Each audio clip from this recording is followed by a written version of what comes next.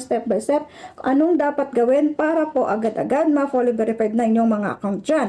No? Make sure po na screenshot nyo po ito ha. Ito po, sigurado naman po ako na meron din kayo makikita ganito pag mahigit isang linggo na hindi pa verified inyong account. So screenshot nyo po ito kasi po mamaya kailangan po nating i-attach ito mamaya sa pinakadulo ng video ito. So dito, kung kagaya po meron kayo nakikita din ganito, ito po ay yung mga hindi first timer na fully verified yung account. Yung pong na dati na pong na-verified pero kailangan lang po siyang i-update yung mga account niyo dyan.